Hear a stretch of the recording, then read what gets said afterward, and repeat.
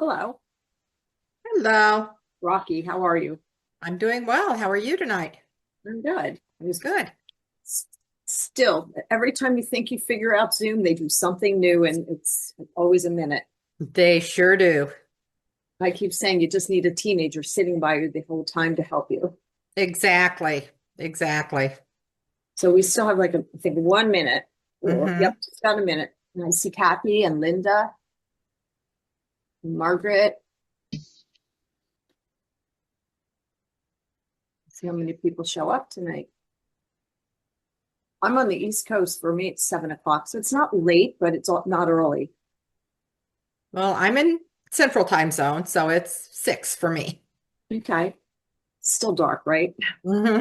Yeah. Yeah, but it was still dark at 20 or light at 20 after 5, so it's getting better. Yes. Well, the winter solstice really is midwinter. And Hmm. Yep. I have to admit that January is not my favorite month. It's coldness. It's like, to me, it's 31 days of Mondays. Yes, that's a good way to put it. But I just keep saying, okay, it's almost over. Anyhow. So I don't know what everybody else been doing today. I had to work and then I am on my way right after this call. I have to go drive an hour and a half to Pennsylvania, up in the Bethlehem area to judge a Uh-huh. competition. I judge gymnastics meets. And I have to Oh, tell you, I did not give myself a lot of time. So I think that when I open my suitcase, it's going to look like overly caffeinated ground squirrels packed it because I was just like throwing things in. well, that ought to And be a it's fun like, why weekend. do I do this to myself? I'm going to get there and be like, oh, I think I forgot something important like toothpaste. Now, are there any snow predictions for up there? Oh, yes, 1 to 2 feet. So Yeah, that's what I was thinking. they increased the hotel reservation to include Sunday night because the chances of going home on Sunday are probably pretty low. So I've Hmm. already had to call and get back up for my job on Monday morning. Not that I think there'll be work because I teach active aging adults exercise classes. Uh-huh. And so I'm going to guarantee we're not open. There's not Yeah, going to be any exercise classes because it's not worth falling on your backside and hurting yourself in the snow to go to exercise. That doesn't seem that's to exactly be right. Hmm. so.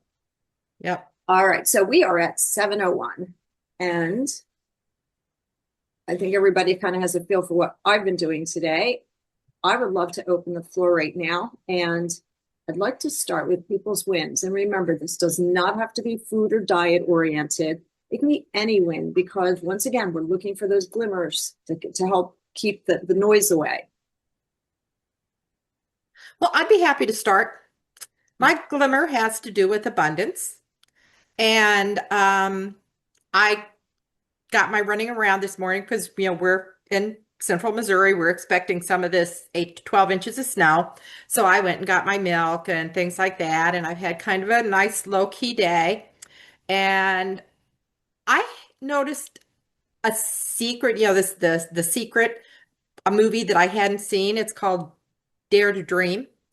And it was put out in 2020. And I love all the ones that I've seen so far. So I sat down and watched that. So that really has me in a mood to think about the positive, the joy, the gratitude, and the wondrous things that God and the universe have to offer us. So it's just a good feeling of peace today. That's beautiful. That is beautiful. Um, I did not see that movie, but I've seen several of the others. Hmm. They talk. It's also talked about, and I think if you guys remember me saying last week that I was a therapist amongst other things, and I was very much trauma trained, and there was so much neurology that goes into it. Now think about it: if you suddenly want to buy yourself a Subaru Forester, and you think about it, all of a sudden, what happens? You start to see all these Subaru Hmm. Foresters everywhere because your brain starts to focus that way. That is the whole idea behind the positive, and they talk about abundance and things like that, but that's the whole idea behind it. It's just to rewire our brain to start looking at that instead of looking at the other. So good for you.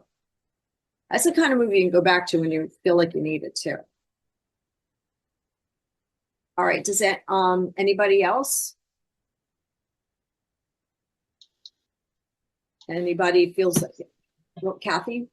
Oh, I'll hop in. And Rocky, Yeah. I love that movie. I've seen it a few times. Find it just incredibly like inspiring and definitely raises my vibration when I watch it. So um, I'm new to the program, so I would say my biggest win is this is my first buddy call, and happy to be here. I did an orientation call and then one other call this week, but I think my win is just now being a part of this program. So Good for you. It is, and it is a great program. I've in 3.5 years without, struggling or starving or I mean, I had a couple things that went on in this year, but ever since I did the program, and it didn't happen immediately.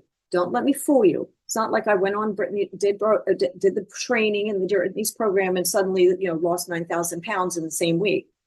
It's been about 3.5 years slow, but nothing's regained. I went through the holidays and gained nothing, but I've lost 70 pounds, which for somebody who's 5'1.5" is a lot of weight. yeah, And it is interesting to run into people who haven't seen me in a while and be like, they're like, whoa. So it works, and you have to give it time to work because we are not all the same. Our bodies are all going to react differently. It takes a while to reset I like to say reset the programming. And we always have to remember also that it didn't take us a minute to gain the weight. It's not going to take a minute to lose it. It didn't take us a minute to to adopt these behaviors or adapt the protective behaviors, and it's not going to take a minute to get rid of them or to suppress them. So, all right, go ahead, Margaret.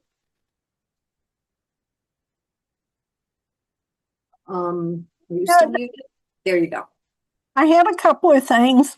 I'm working actually on an eating schedule because I would eat sometimes just once a day. And so I'm trying to do the morning, noon, evening, get that spread out instead of trying to eat everything at one time. So I've been working on that, and I set my timer on my phone, and it's a work in progress, but I am coming along. And last night I talked to one of my sister's older daughter, who is 65, and she had talked to her sister who's 62, and they're going through a lot of struggles right now. And she was telling me, oh, my sister called me for the first time. They both fight depression. And I said, oh, well, that's really good. And she said, oh, yeah. And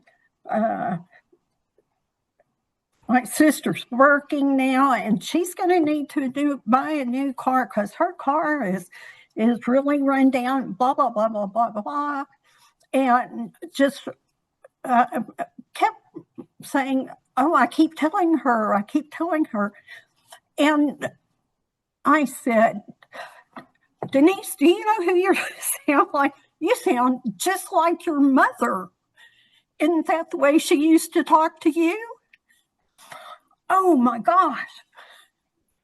And so I made her aware of that. And I said, we all need those boundaries. And I'm working on myself, setting boundaries for different situations or circumstance people.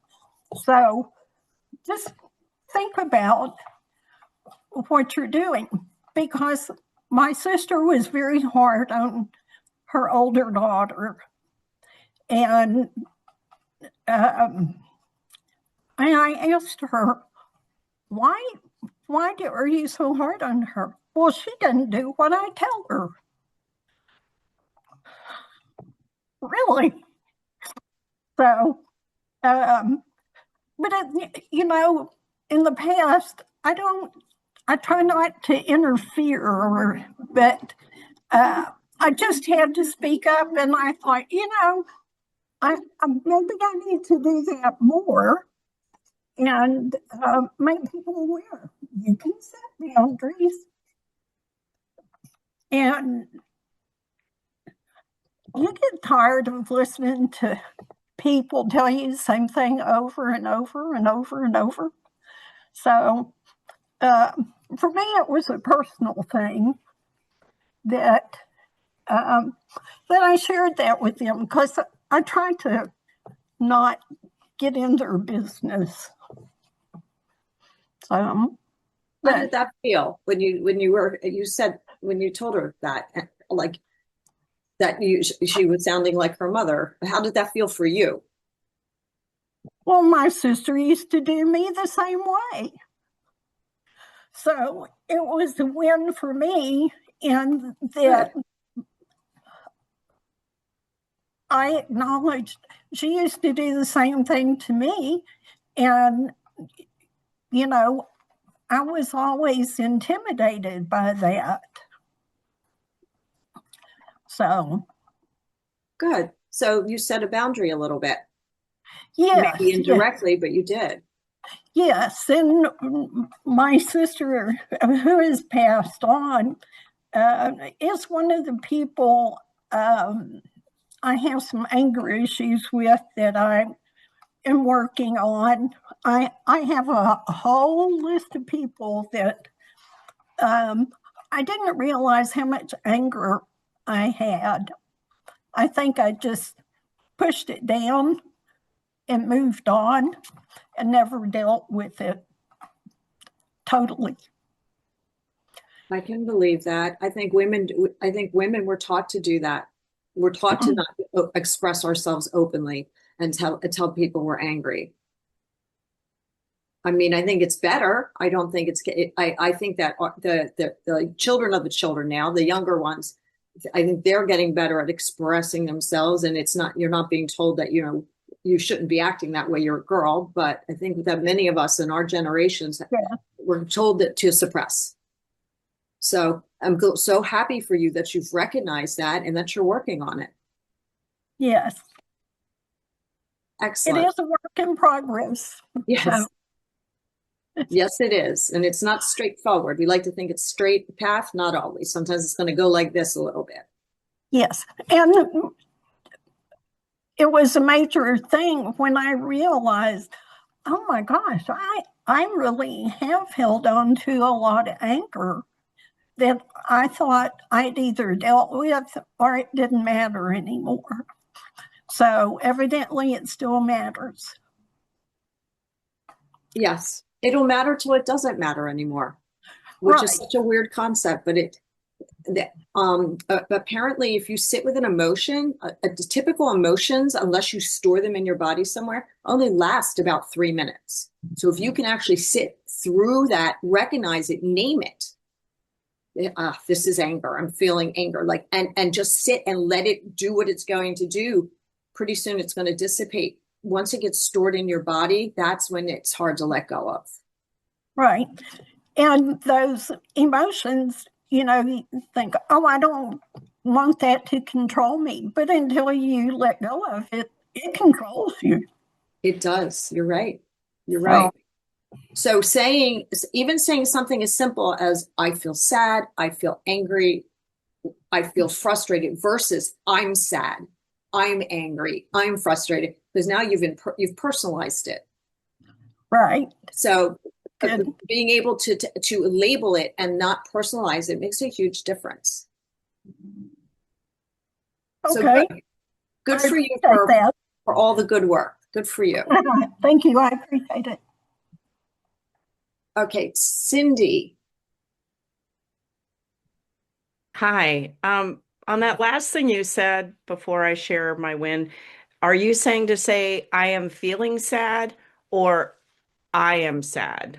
Is it the feeling in there? Is that what you're saying? You want to say that you're feeling the emotion. Okay. Because the minute you say you are the emotion, you Oh, become the emotion. right. Your brain hears it that way. And Yeah. okay. It's Thank you. such a slight difference, but it is a difference. Okay. Thanks.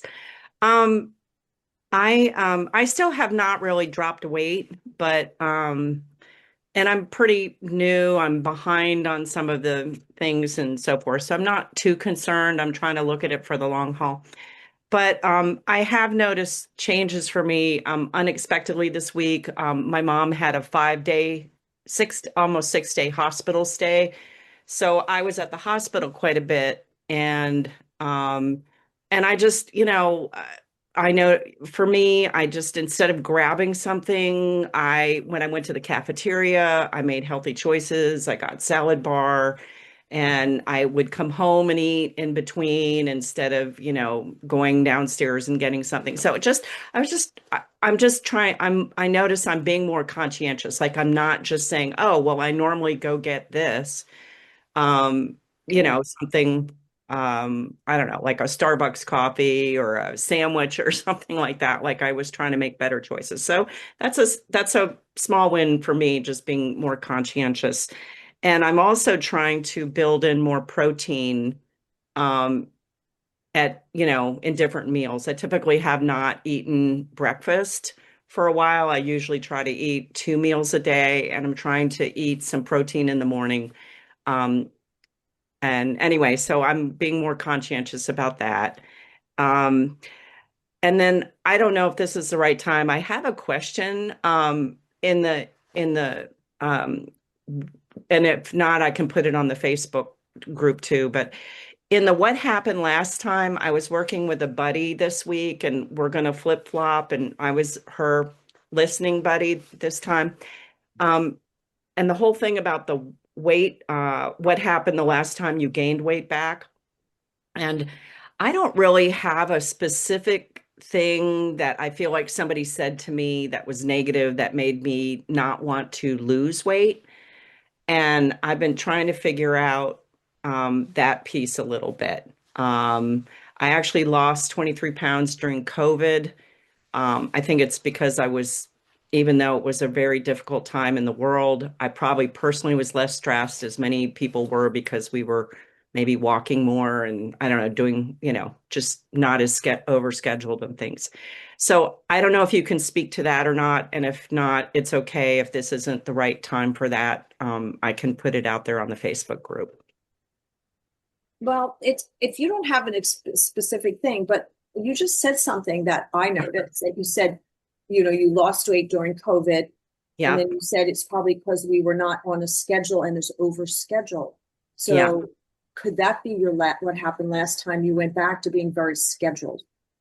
It really could be because it's as many people I've talked to, even though it was a difficult time globally and for many people were affected personally, we all kind of got off some of us, not healthcare workers, but some of us kind of got off the craziness. And so, yeah, that could be it.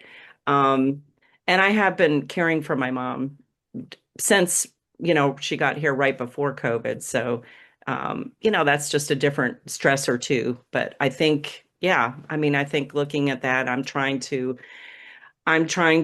actually really do this course and carve out time for this course, which is good because I kind of feel like, okay, now is the time I have to really do this, for my health, and well-being and my mental well-being and spiritual well-being and physical. So yeah, so would that be something you could actually tap on, or is that something you just fix?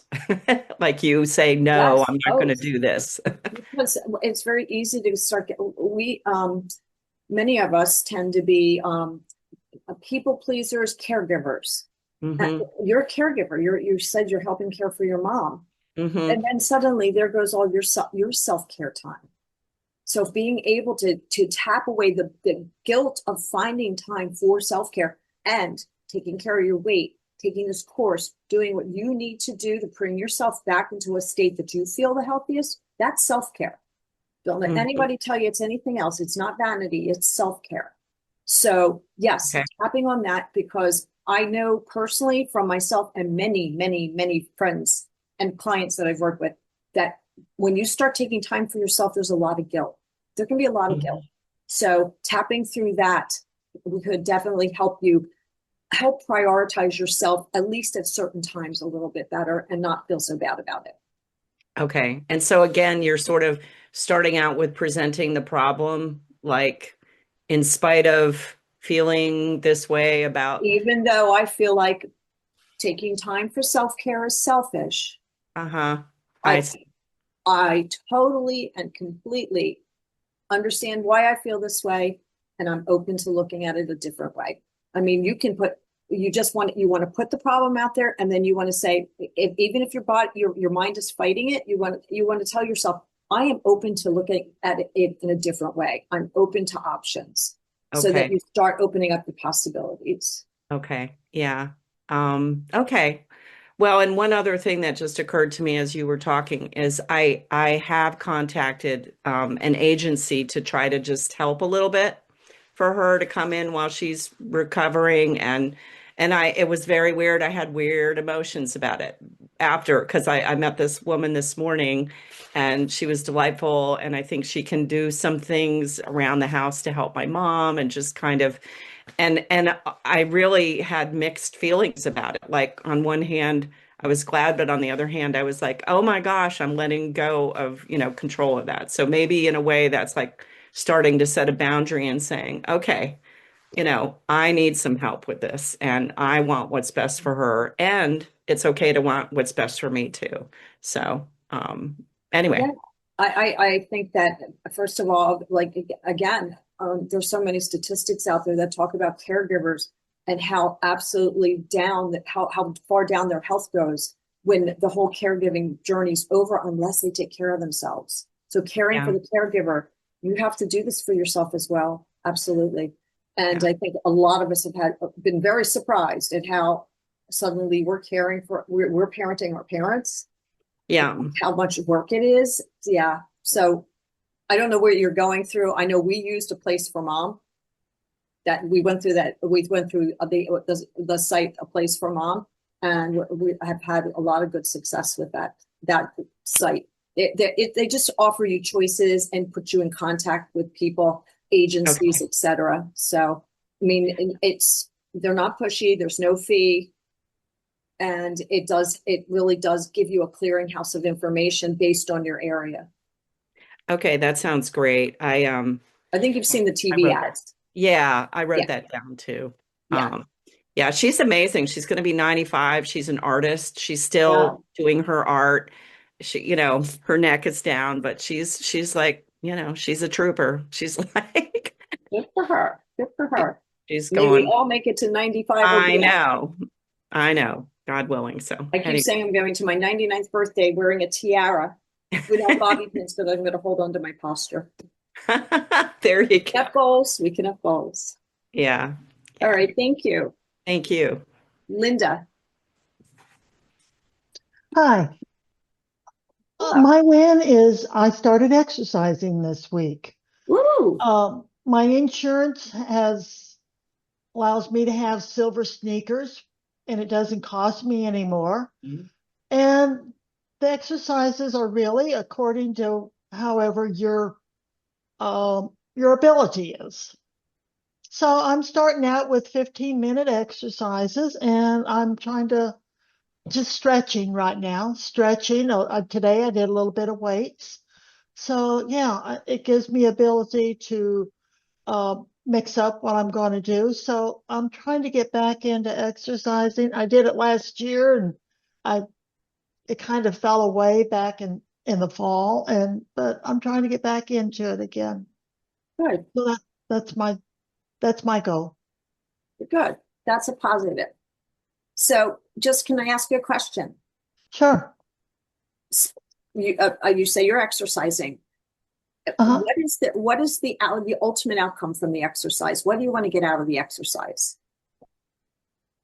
Well, I live in Michigan, and the weather right now is horrendous. Way too cold to walk or anything. I want to be able to walk my dog again. Okay, so there's your outcome. Yeah. So sometimes when it feels like you just don't want to do it, you just maybe have a picture of your dog and a leash or something so that you can keep yourself motivated. Okay. Yeah, that I mean, that's something. It's hard to want to exercise some days. You know, I'd like to say it's easy for everybody, but that's not the case. But if you know what you want from it, and that's a goal for you, then it'll help you stay more motivated, especially during this time of the year when you don't want to be outside. Well, I got to where my body was getting very stiff. Yeah. So that's another motivation for me. Yeah, I don't want to be stiff. I want my body to be able to move and fewer aches and pains. Yeah, I'm doing the gentle movement session on February 6th. It's on a Friday during the day, and we're going to talk about motion is lotion. Oh, okay. That Good. will definitely be something that we talk about. Okay. All right. Good. Thank you. So hopefully you can be there, and if not, no worries. You heard Okay. it. All right. Thank you. All right, Mary. Hi there. Well, it's a win that I'm here. So I was at my neighbor's for dinner and I had a very firm boundary that I needed to leave and I thanked them for the meal and I left. So, but I wanted to say when it comes to exercising, quite a few years ago, I started chair exercising and there are wonderful routines you can Google them. And in particular, there's a group out of Canada, the Toronto Rehab Center, has 3 different chair yoga exercise routines. And when I finish those routines, I feel wonderful. All of my muscles have been moved and exercised and stretched, and a lot of the aches and pains are gone. It's just wonderful. So, and what's nice about it is that with chair exercise, I'm sitting in the chair or I'm standing up. I can't get down on the floor and get up again. And so it just stretches me out. And I like it so much that I started a little group here in my village in Florida, and we do it on Thursday mornings. And we all come and do it together, which is very motivating for me. So When you can add the social component to the exercise component, it is very motivating. oh, it really is. Yeah, it's Yeah. just That's so. what I do Monday through Thursday is I teach, I say active aging adults.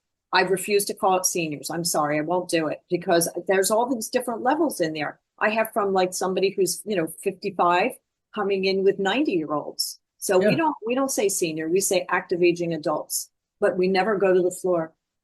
We Yeah. use the chair, we stand up, but we train. We definitely train. I Oh, have yeah. one classes is weights because we need that muscle. And I have other classes I teach chair yoga. So yeah, it's amazing what you can get out of a chair It's wonderful. Yeah. without going on the floor. Without going. Yes, absolutely. And I wanted to just say kudos to taking care of your elders. We did home care for my mother-in-law until she passed away, and then we did it for my husband's brother, and he was with us for 5 years. And you don't realize the mental load that you're carrying when you're doing this. I did. I realized it because I got very, very exhausted. And I knew physically I needed help taking care of these people. And we were able to find wonderful people in our town. So we didn't have to pay the extra cost of the agency fees. But there were times when we used the agencies and it was great. But I know the guilt of feeling like you never do enough. And yet, I knew that I was doing as much and not more than I really could. And my husband was changing his brother's diaper. I mean, we really did a lot for many years. And it was a gift to give, but at the same time, we had to take care of ourselves because if I used up all my energy on taking care of Peter, my brother-in-law, I wouldn't have any for me, and that wasn't good. And I know I reached that point very quickly in the process of taking care of these elders. Mhm. And had to ask for help. And then I had to deal with the guilt of having to ask for help. I mean, I just think that whole process is 100% normal. And I'm very glad that I gave them, my mother-in-law and I gave my brother-in-law, the gift of that time. And I'm glad that I had the strength and the ability to help them. But it did take a lot out. There's no doubt about that. And now I'm enjoying giving it to myself. So, but Good. anyway, I just wanted to give you kudos for doing what you're doing. Thank you. Okay. Yes, yes, agreed. It's a lot. Yeah.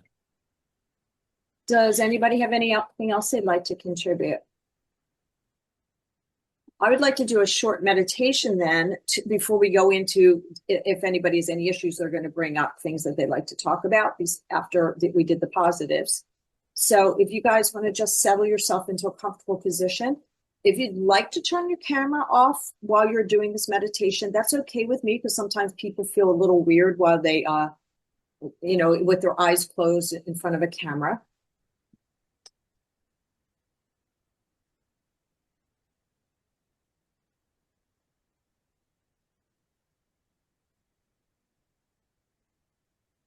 That's it.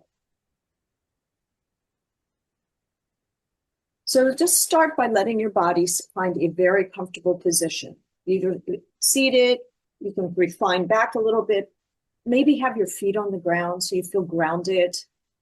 And let your hands first rest softly in your lap or on your armchair. And close your eyes gently. Just let yourself rest behind your closed eyes. Just inside the velvety darkness behind those closed eyes. Take a nice, deep, letting go breath and just let it out. And then just let your breath go back to a normal cadence. Let your body breathe you. Your body's been breathing for you for years. It knows how. Let's trust it. We have no reason to change it. We just want to be aware of it.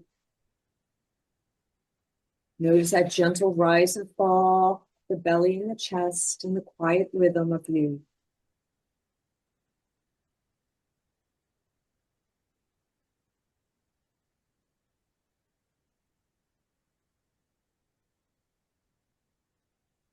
Now, if you'd like to, maybe place one hand on your heart, just gently resting over your chest.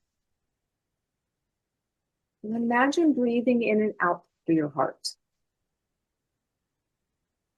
Slow, soft breaths, as if your heart itself is breathing.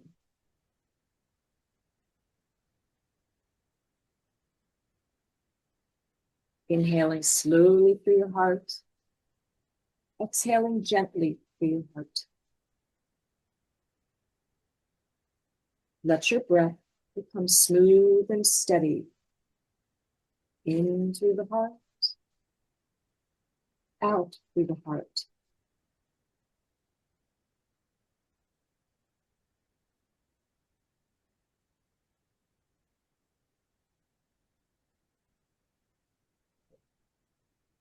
Now bring to your mind a feeling of peace.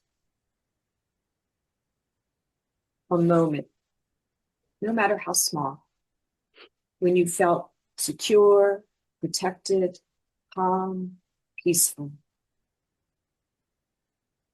Maybe it was being held in someone's arms or in your happy place. Maybe you were wrapped in a blanket or sitting quietly in nature. Let that feeling grow in your chest. Nothing to do, nowhere to go, no to-do list, just peace. Let it fill your chest, your lungs, your body. Breathe in that feeling of peace. Breathe out anything that doesn't match you.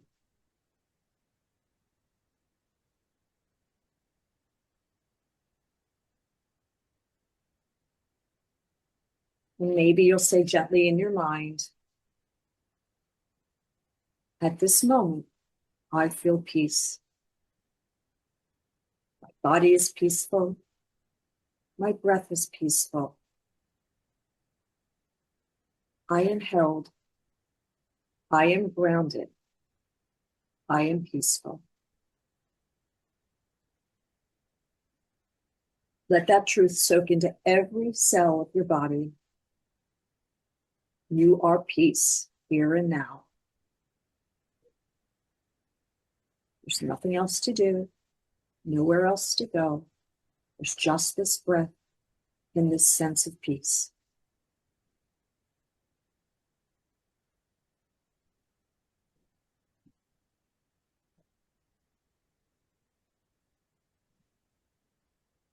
Now imagine each breath wrapping you in peace. A soft, warm light around your heart, expanding gently with every inhale, soothing every part of you with every exhale.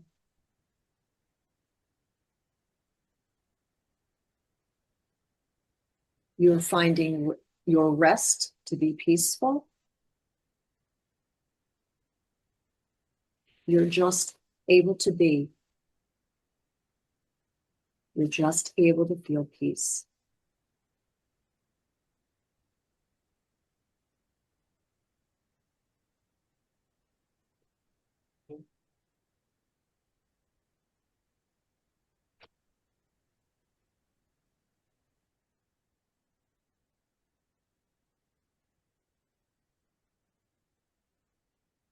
Now gently start to bring your awareness back to your body.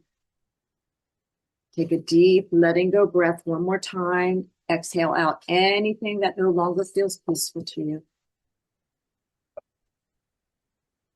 Feel your feet, feel your hands, feel the room around you. Wiggle your fingers and toes. And when you're ready, you'll open your eyes softly and carry this peace with you in your own heart, knowing you can find it whenever you need it.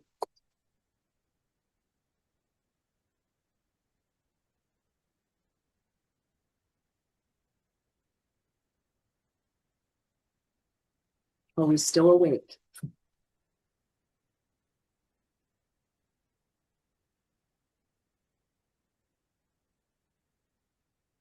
I'll let you just marinate for a moment.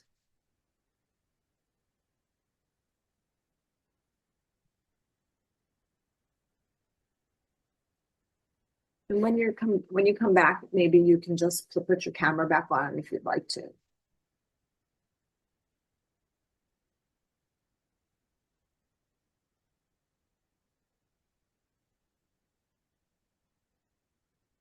All right, so now we have the time where we can ask some questions or bring up some challenges. We did hear a few, and that's good. That's perfectly fine. I actually don't care what order we do this in, but it is good to start with wins. Mary, your hand is still up. Do you now have something you want to bring up? Okay.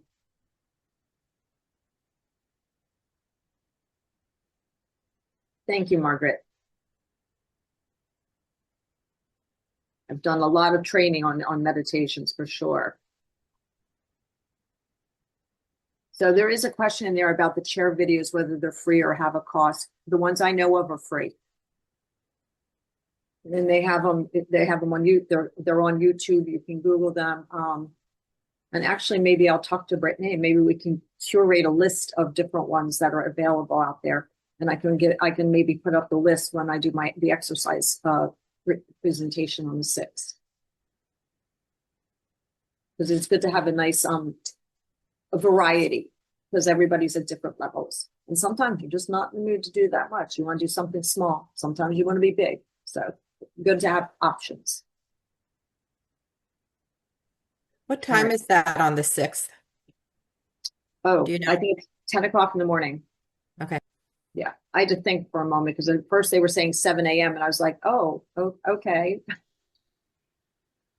Me teaching an exercise class at 7 o'clock in the morning is never your best bet. Is 10 a.m. Eastern? 10 a.m. Eastern, yes. February 6th. February 6th. It's a Friday.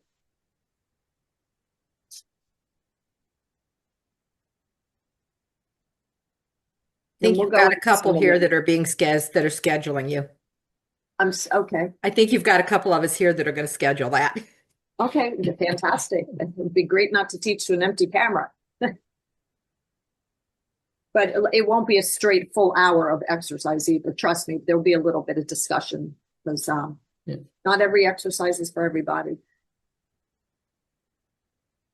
And one of the things I see a lot is postmenopausal women who go in there and think that they're going to take an hour and a half kickboxing class and that's going to fix everything. And then they don't understand why they're totally stressed out and they're not losing any weight. It's like, well, maybe kickboxing is not what your body needs. Sometimes we have to worry. Sometimes getting yourself too activated, it's not good either. So, all right. Did anybody have anything they'd like to bring up?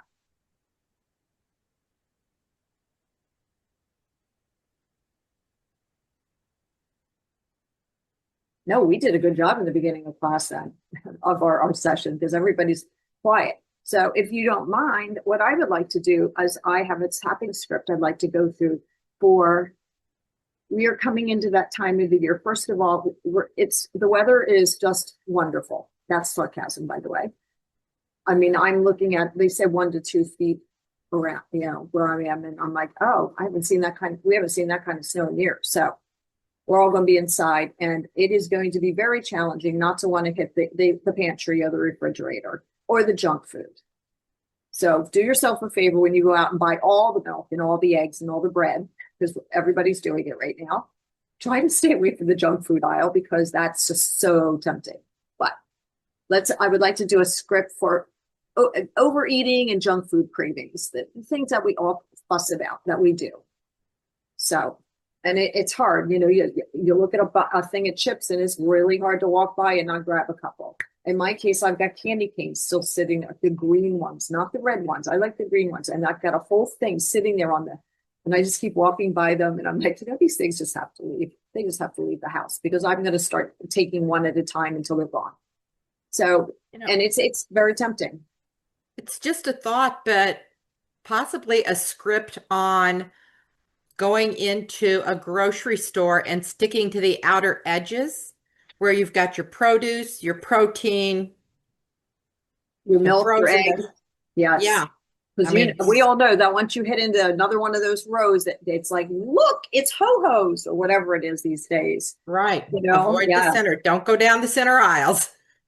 Just a At thought. least they're labeling them nicely, where you can see it says chips and junk. Well, they don't say junk in the store, but it says chips and snacks, and you're like, yeah, maybe I'll steer clear of that. But I think they're getting smart. They're starting to. The Store by Me starting to stick some stuff out to the side. I'm like, no, we're going to stay away from there. All right, so let's go ahead and I want you to think about going into your grocery store and you accidentally, because you didn't do it on purpose, went down the aisle and one side is all the sweet stuff and the other side's all the salty stuff. And you're just like, it's there. It's just there. And and then you're looking at the end of the aisle, there's the ice cream. And you're like, there's no hope. It's just right here. I have no choice. So let's think about that. Just imagine that. Imagine it. Let it just feel what you're feeling, however it comes to you, whether it's visual, you're just feel it in your gut, however it comes to you. And I just want you to think to yourself, how much are you like struggling in this aisle now? Whether it's a sweet, a salty, the frozen. And I want you to rate that on a scale of 0 to 10. 10 being you just bought everything in the aisle, get out of my way. I'm on my way home and I'm going to start eating it. And 0 being I walked through the aisle, turned around, snubbed my nose and kept going.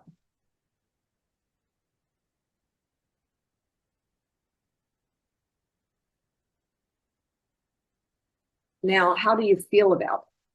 How do you feel about craving these things in this aisle? Does it make you feel guilty? Does it create stress, boredom, a fear of changing what you normally do? Just notice that. Whatever it is you're feeling, just sit for a moment, identify it. I feel, And then notice if you feel it somewhere in your body, whether you feel it in your gut, maybe you'll feel it in your chest, your throat. It's not important where you feel it. It's important that you feel it. Oh, the bakery section. Yes, Lily. Just the smell of the bakery section is bad news. All right. So now that we've got the feeling in our body of what we're feeling, that emotion that comes up when we go past these challenging areas, that feeling in the body, let's go into our karate chop section, part of our hands, and start tapping. And be aware sometimes, and I'm not going to speak for everybody, but I get very worked up and I start really banging on my tapping points. You don't need to do that. Just be gentle. And if you feel like you're getting worked up, you can actually massage the points too. It doesn't have to be tapping. So take a nice deep breath. Even though I feel like I'm going to sabotage myself by buying this junk food, and I might be starting to feel out of control, I deeply and completely accept myself and how I feel. Even though I crave some of these foods, and part of me wants to go down to every single aisle for them, I choose to stop for a moment and understand what's really going on inside of me.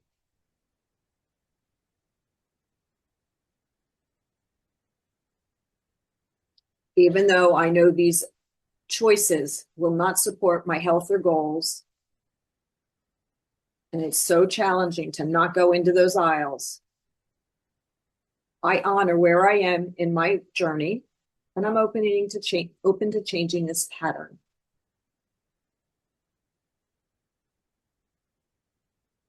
All right, let's start with the eyebrow point.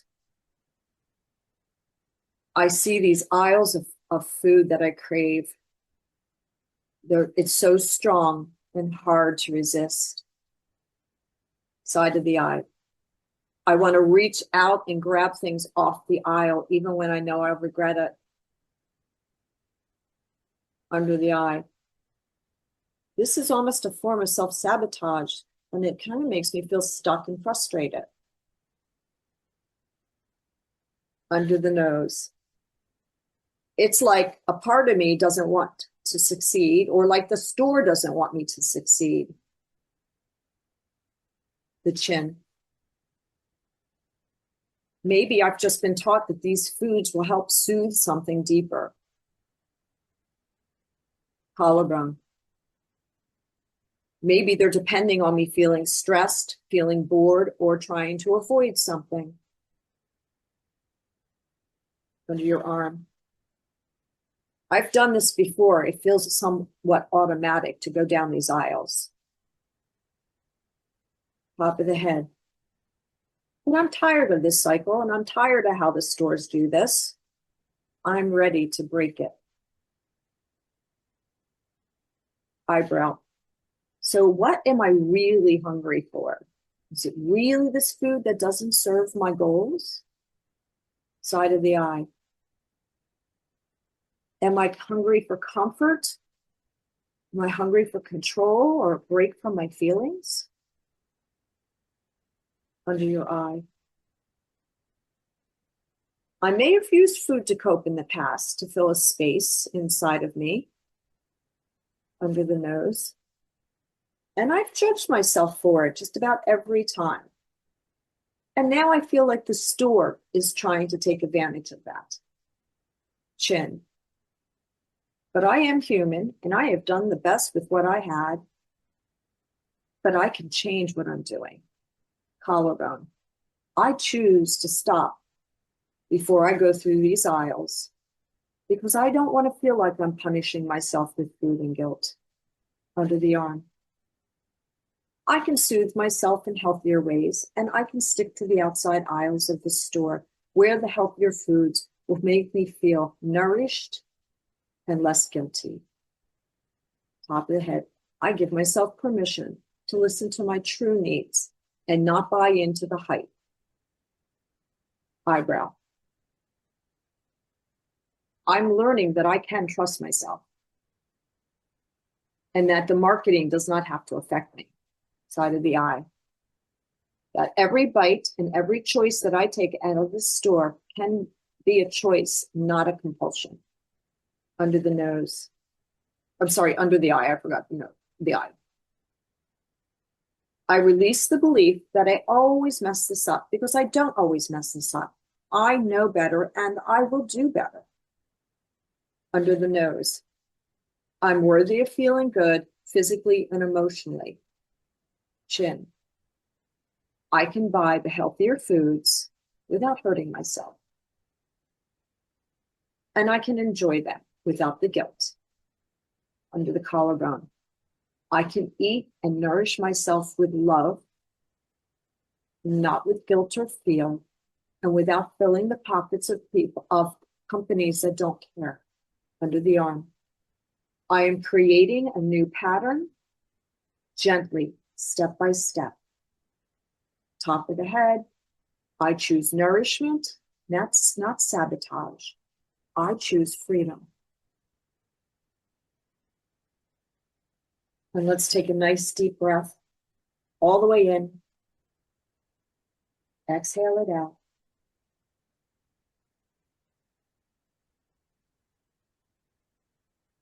Now go feel into your body again.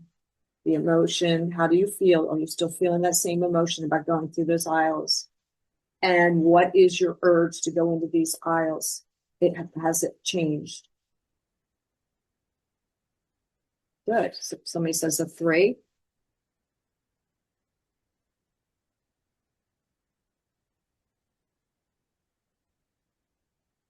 Lori, how are you doing with your bakery section?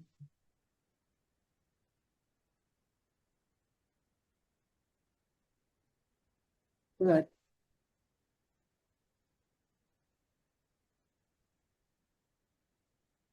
So where are my ladies who are a little bit what's the word? Who may use, might be kind of strong-willed, maybe have used self-sabotage as a way of protest almost. Like, so one of the ways that I look at, because I am definitely, when I was a kid, don't tell me what I shouldn't do, because I'm going to do it twice as much and get a t-shirt to show you I did it. That's been my personality. So now one of the ways I control myself in the store and don't go through those aisles or try not to buy those foods is I realize this is the food industry, and they're not there to make us feel good. They're there to make money. So I use that so that my form of protest is to stay away from that stuff and eat the stuff that's healthier. That's because that part makes me angry. They don't care if I'm healthy. They just want to make money. So if you think of it that way, because if you look at the ingredients lists on some of these foods that are just, they taste wonderful. They do, because they're manufactured to taste good. Once you look at the ingredient list, it's a little disconcerting. You're like, oh, wait, there's 30 ingredients and I can't say more than 2 of them. That's probably not a good sign. If you can't pronounce it, you probably shouldn't eat it. So let's take a nice deep breath. How are we feeling?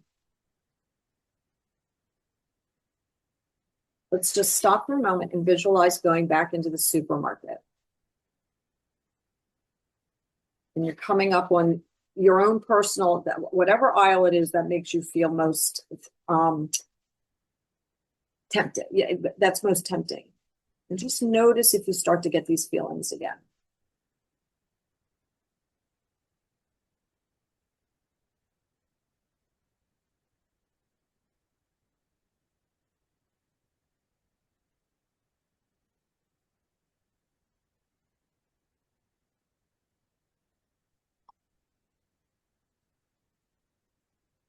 Yes, Linda. If you're eating it if you're eating because you feel angry at somebody, yeah, tapping on anger will be good. Definitely. And there's a couple places that you can emphasize. And I printed them out this week so that I could give you better answers, because that's just how I go. Anger, eyebrow point, your eyebrow point. It can be anger. Where else? Under the arm, the spleen. You heard of the expression venting your spleen? Well, that's anger. When you get angry and you're yelling at somebody. That can be under the arm. So some of those areas, under the nose as well, especially if it's an anger that's part of letting go or feeling stuck. So you've got to all these different points definitely will work on that part. Under the nose also really good for guilt. And the side of the eye is another big one. That's resentment and rage. That's your gallbladder. That's your gallbladder point. So that's what, as you know, the traditional Chinese medicine and the organs are where the tapping points come from. It's all these meridians are attached to organs. And when you clear the meridians for these organs, it helps release the emotions. So, all right. Does anybody have any further comments? So I want you to put your hand on, oh, go ahead, Kathy.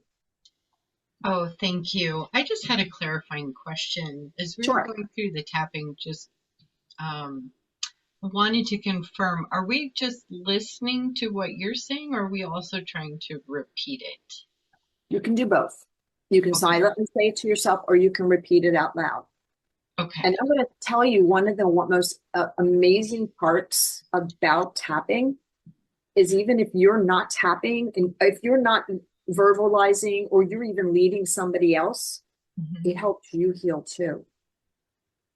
There's this nice interaction that even if you're just tapping, even if it has nothing to do with you, just tapping through the points and listening, you will start to feel better as well.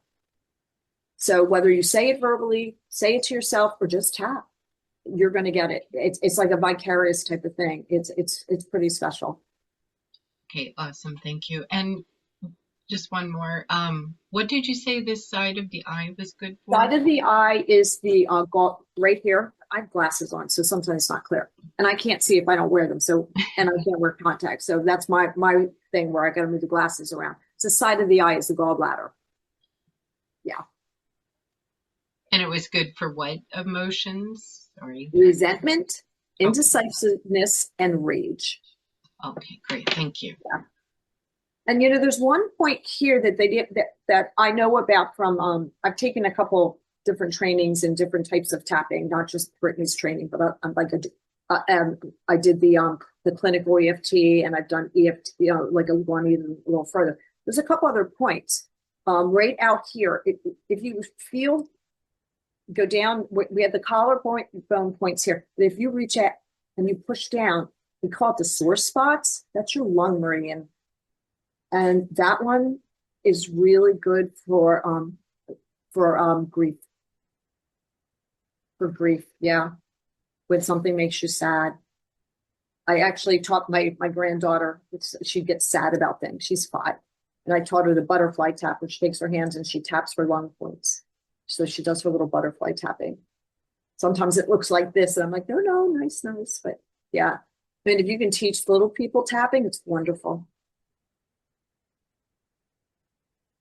All right. Cindy has her hand up. Now I have to I remember. didn't answer your question, right? Sorry, I didn't mean to interrupt you, Cindy. No, I have to remember. Oh, I know. My question was, so in the beginning, I just gave myself a 6.